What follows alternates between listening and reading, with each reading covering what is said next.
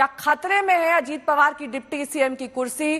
क्या अयोग्य ठहराए जा सकते हैं अजीत पवार और उनके साथ कल शपथ लेने वाले एनसीपी के 8 विधायक? एनसीपी में टूट के बाद शरद पवार गुट की तरफ से देर रात विधानसभा स्पीकर को चिट्ठी लिखी गई। इस चिट्ठी में शिंदे सरकार में मंत्री पद की शपथ लेने वाले सभी 9 विधायकों की सदस्यता रद्द करने की मांग की गई है। महाराष्ट्र एनसीपी प्रमुख जयंत पाटिल की तरफ से लिखी गई चिट्ठी में कहा गया है कि इन लोगों ने पार्टी लाइन के खिलाफ जाकर काम किया है। चिट्ठी में 9 सदस्यों के खिलाफ जल्द से जल्द कार्रवाई की अपील की गई है।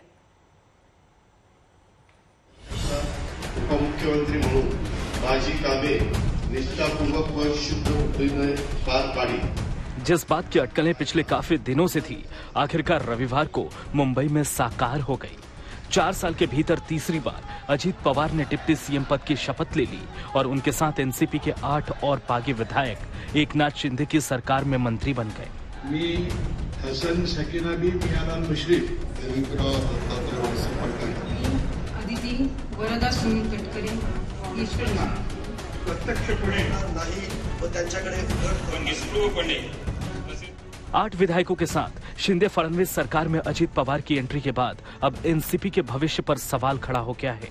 क्या एनसीपी का भविष्य शिवसेना की तरह होगा? इस आशंका को खारिज करने के लिए एनसीपी ने विधानसभा अध्यक्ष राहुल नार्वेकर और चुनाव आयोग को चिट्ठी भेज दी है।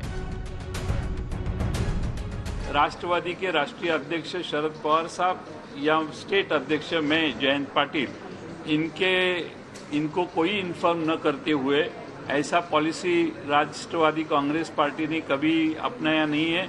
ऐसे हमारी पॉलिसी के खिलाफ जाके उन्होंने राष्ट्रवादी कांग्रेस के जो धोरण है उसके खिलाफ जाके उन्होंने शपथ ग्रहण की है और जिस क्षण उन्होंने शपथ ग्रहण की है उस क्षण दे स्टैंड डिस्क्वालिफाइड और इसीलिए हमने अभी पिटीशन फाइल किया है। हमारे इलेक्शन कमीशन ऑफ इंडिया को भी हमने खत लिखा है और इलेक्शन कमीशन ऑफ इंडिया को हमने लेटर लिखे ये कहा है कि हमारे इसमें 9 लोगों ने ऐसा किया है, लेकिन हमारी जो राष्ट्रवादी कांग्रेस पार्टी है वो ये मान्य नहीं करती और उसके बारे में हमने इलेक्शन कमीशन ऑफ इंडिया को भी कहा है। कोई और आके हम पार्टी है करके कहने को जाए तो हम वहाँ हैं, हम पार्टी के नाते वहाँ मौजूद है और हमारी राष्ट्रवादी कांग्रेस पार्टी अस्तित्व में है।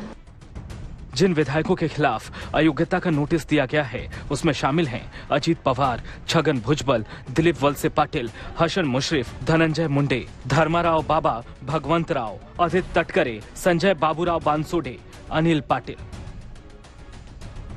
इन सभी ने कल मंत्री पद की शपथ ली थी। दिलचस्प बात यह है कि अजीत पवार और 8 विधायकों ने शपथ दोपहर करीब 3 बजे ली थी, लेकिन एनसीपी को अपना एक्शन प्लान तय करने में करीब 8 घंटे लग गए, क्योंकि शुरुआत में यही बात बताने की कोशिश हो रही थी कि पार्टी किसी कानूनी पचड़े में नहीं पड़ेगी। मेरे ख्याल से इस बारे में हमने अभी तक सोचा नहीं है और सुबह पवार साहब ने भी, अगर आपने उनकी प्रेस देखी होगी तो एक चीज पवार साहब 2-3 बार बोले कि हम इस सब में नहीं फंसेंगे, हम लोग डायरेक्ट लोगों तक जाएंगे, हम लोगों में जाएंगे, लोगों से बात करेंगे। ये चीज़ पवार साहब ने आज सुबह ही बोली है।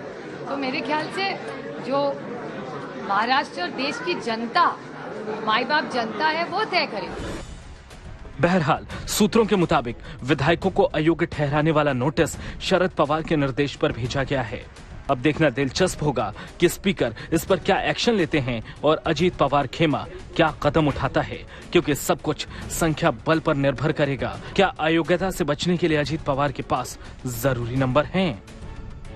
सौरव अख्तानिया और ऋत्विक के साथ साहिल जोशी, मुंबई आज तक।